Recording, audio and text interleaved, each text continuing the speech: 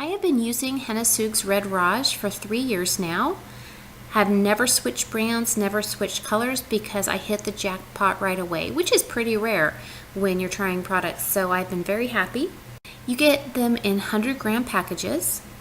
I probably should have broken up those chunks beforehand, but they finally gave way later. Now I'm adding hot water. It's about 110 degrees when I test it with my thermometer. It's just a regular thermometer. And you want to start mixing that in and get it going. And next we're going to use lemon juice. The lemon juice helps intensify the color and really assists with the dye release. The water I'm using here is Best Water. It's filtered because that's going to be setting on my head for several hours and I want something that's as pure as possible, no lead or iron or any other deposits. So here's the lemon juice and just whatever you're using for cooking. And when you're mixing this, what you're going for is a consistency between yogurt and peanut butter. I would say more on the Greek yogurt side. If you get it any thinner, you're not going to like how it applies to your head. That beautiful green color is starting to change as the dye releases. And yes, it does kind of look like poo. Cover it with plastic wrap and put it in a warm place. You can put it outside if the temperature outside is between 80 and I'd say in the low 90s because that plastic wrap creates a greenhouse effect, or you can put it in your oven on warm, but just make sure the temperature stays around 100 degrees and not any hotter, otherwise you'll overcook the dye.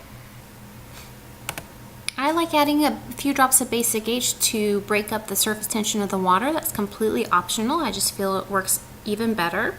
You want to do that after the dye has set outside or in your oven for 2 to 3 hours. That along with anything that you want to add as far as scent goes. So you can add something that smells nice to this because otherwise your head's going to smell like hay for a while. I have ground up clove because it's November and that just smells like fall and really wonderful to me. You can also add essential oil that's safe to put directly on your skin. I like to use an applicator bottle for my roots. So here I put the henna into a Ziploc baggie, cut off one corner, and I'm squeezing it in. I have very long, thick hair, but even I don't use all the 100 grams. So never fear if you have leftovers, they freeze perfectly for the next time that you want to use them.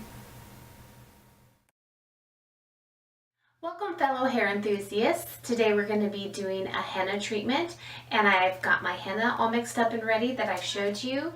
Also, you want to wear something that you don't mind getting stained, so I have a shirt here that I wear for all of those. You'll also need gloves, and if you can see this glove, it already has some staining there. That'll be on your fingers if you're not wearing gloves, so unless you want orange hands, that's the way to go. And also a towel that you don't mind getting stained. Now to start off, I made sure that my henna mixture was very thick, almost the consistency of peanut butter. So you want somewhere between yogurt and peanut butter, and that's what I have. So to get it to mix throughout the hair very easily, what I'm going to do is I'm going to shampoo my hair only, no conditioner, no other treatments, and towel dry it best I can, and we're going to apply it to that consistency. Blech. We're going to apply it to that wetness of hair. Now some reasons why that I didn't share earlier is if your henna mixture is soupy and more of a liquidy consistency, it's going to be very difficult to manage. You're going to put it on your head and it's going to drip down all over your face and not a fun mess. Also, the reason why I shampooed my hair and didn't use any conditioner or any other treatments is you don't want to give the henna an excuse to not stick to your hair shaft. So all of those other products will cling to your hair, which is what they're designed to do to help strengthen it and condition it, but they get in the way of the henna penetrating. So we want to strip all of that away, get a really good cleansing shampoo, and make sure you have nice clean hair with no oils or residue left on them from any products. Now that my hair is wet, it's going to be really hard to see, but my roots are showing. I do have red hair. It is, I would say, a good Photoshop term for it is, my hair is desaturated from what it is after I put henna on. So henna really brings in more red, it adds more richness and vibrance. There you go. Saturation and vibrance. Okay, now I'm in my ugly clothes and my hair is just barely wet still. I want to prep the skin around my hairline so I don't get too much staining there, although if you do, it does scrub off, and second or third day you won't even notice that it's there, and you can manage to hide it with makeup. Could use coconut oil, I could use jojoba oil. You want to use something that is good for your skin. So these other tutorials that recommend that I use Vaseline or something like that, I'm not that excited about putting petroleum products on my body, so I will be avoiding that. I also have my regular skin oil, which I could use, and I will put the link for that below. It is amazing. So here we go. It's right at the hairline. Try not to get it in the hair that you want to dye, because then it won't stick very well. It's not very much oil at all that I'm putting on. And make sure your hands are dry before you try to put on gloves. The vet tech is back. You're going to be familiar with how I start here, because I'm going to start with covering my roots the best full coverage as I can get. So you can see that goes on just like a paste. Let's smooth it back. I'm going to completely cover my hairline first.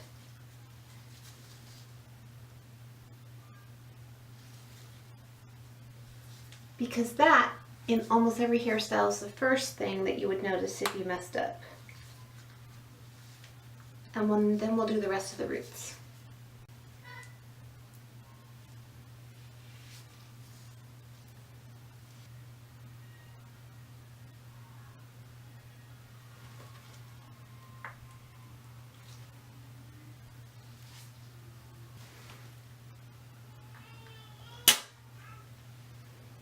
It's like frosting, it burps. And it's good to watch it if you can and make sure it's coming out, especially if it's thick like mine is. Every now and then the nozzle can get a little clogged. You think that you're putting henna down in a spot and you're not. Especially since it's nice and warm, so it's hard to notice that it's there. Also, I wanted to mention, if you don't have an applicator bottle, it's perfectly fine to take big blobs like this and slap them on your head and massage it in. I like the applicator bottle for my roots. It's just my personal preference. You can use whatever works best for you. Next, before continuing on to the rest of your hair, you want to really massage everything into the roots. I feel like I've gotten good coverage with my applicator bottle, but there can be a possibility that I've missed something. And especially since this is a touch-up for me, if I do miss something, it'll be fairly obvious on my roots. So I'm going to give them really good attention before I move on to the rest of my head, and make sure they benefit the most from the new henna. Bloop, bloop, bloop, bloop. And now with what's left, I'm going to distribute that throughout the ends. Having my hair just towel dried is really going to help spread this and help me not to miss spots. But I'm going to do the best I can massaging it through. However, since I've been doing henna for a while, I'm not stressed about getting even coverage here. If this is your first time doing henna, you do want to make sure you get even coverage. Double, triple, quadruple check. I also wanted to say, if you are thinking about doing DIY videos yourself and you think, oh my goodness, I don't know if I could, just wanted to give you some encouragement. I've been doing henna for 3 years, and when I was setting up all the steps on how to for you, I forgot steps and I had to refilm it. And that's what editing tools are for. It's great, so third time's the charm. If I can do it, anyone can do it. Okay, now that I have the dye throughout my hair, I'm going to twist it up to a big old crazy knot on top of my head. Take my glove and use that to hold that knot in place.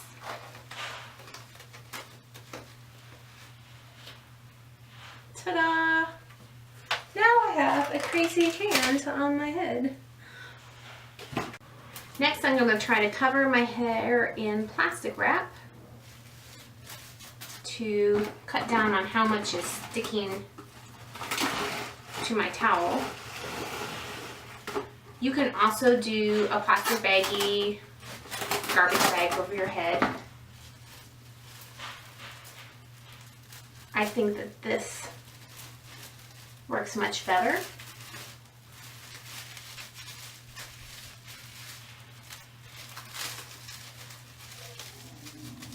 I've had many friends cut a hole in a garbage bag and put it over their shoulders, kind of like the smock that you get when you get a haircut, and then pull that back over their heads, twist it, cut it off, and use that to contain everything.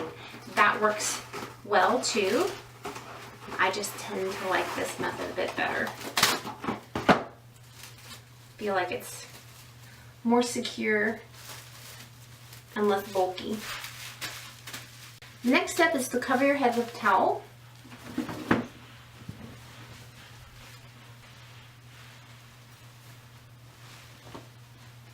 Okay. The reason you're covering your head with a towel is you want to hold heat in here because the dye is going to continue to release. And if it gets too cold, the dye gets really sluggish and does not keep going into your hair shaft like you want it to. This is almost your final look. Next, if you're a little OCD like I am, you're going to do your eyebrows. If not, don't worry about it.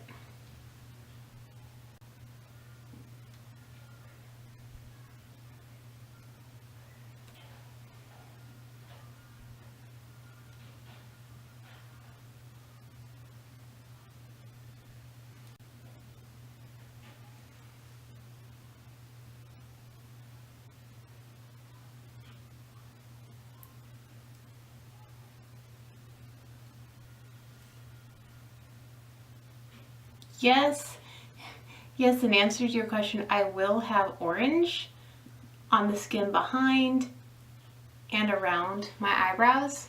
However, makeup covers a multitude of sins, right? Now, isn't that a highly attractive look? I did want to mention any leftover henna is freezable, so you can freeze this until your next application. Usually I have enough left over to do a root touch-up and it's perfect. So now before you go and do something entertaining for 2 to 3 hours, check for all those spots that we dripped on and get those cleaned up, not only on yourself but in your working area, so nothing gets stained. The sooner you get it up, the better.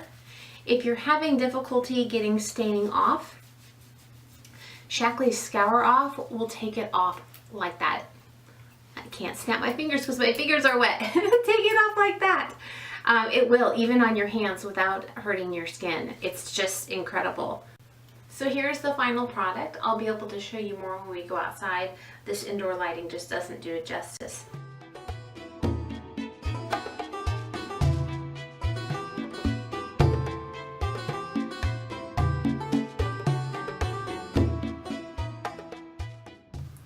Trying to get in a little closer here so you can see I've got full saturation all the way down. I am very pleased with this color. In the future, I'm going to be experimenting with how to highlight henna hair completely naturally and with just henna products, so keep watching for that. I'm really excited to see how it goes because I haven't seen anybody else do it, and we'll see. What you use for your hair during the henna process is very important. You want to use good quality ingredients. I have never been let down by my Pro Santé shampoo, so I'll leave the link for that below. It really cleans my hair without irritating anything, damaging anything, and psoriasis runs in my family, and I do carry that in my scalp. It'll flare up if I'm stressed. This has never caused me additional problems, and a lot of other products, even the ones that claim to be natural and good for your scalp, have caused me untold grief. So I'm sticking with this. When you're done with your henna process, you want to use a conditioner, a really good conditioner. and this one has been fantastic. So again, the Pro Santé conditioner, I swear by it. It is just wonderful. It doesn't weigh down my hair, it conditions the exact right amount, and makes my hair manageable after the henna process, because right after you have the henna sticking to your hair, it's really, really sticky. It feels almost dry, and it's really hard to comb through and get it tangle free. So you want a good conditioner to do that. I would say in addition to that, once you've towel dried your hair and you're letting it air dry, is to take some coconut oil and rub a little bit through your hands and just get it through your hair from here down, really getting towards the ends, and that'll help you finger comb and help your hair move afterwards. What I recommend doing after your hair is completely dry is to put it up in whatever you want to put it up with, a side braid, a bun, whatever is going to be easy for you and feel comfortable for the long run, because you're going to sleep in that. And fix it up if you need to, wear it again the next day, because we're going 48 hours without washing our hair at all. We really want the henna to set. What it's doing is it's filling in any gaps, any damaged parts that you have on your hair. It's trying to fill those in. It can't heal them, but it thickens your hair and makes the shaft smooth again, which is really, really great. And also it'll keep your color lasting longer. I find strange things like this all the time when I'm editing. If you screenshot something, send it to me, please. I'd love to see it. It's permanent in the real sense. This is not coming off my hair. So once you decide to do henna, you are committed. But it's great because it's good for your hair. Also, I will say tonight when you go to bed, put a towel over your pillow so that your hair doesn't touch your pillowcase and accidentally transfer some of the henna dye to your pillowcase. You're going to do that for the 2 nights until you wash your hair again. Thank you again so much for watching. I hope you enjoyed this. Let me know in the comments below what you thought, what you'd like to see next time. I'd be happy to take requests.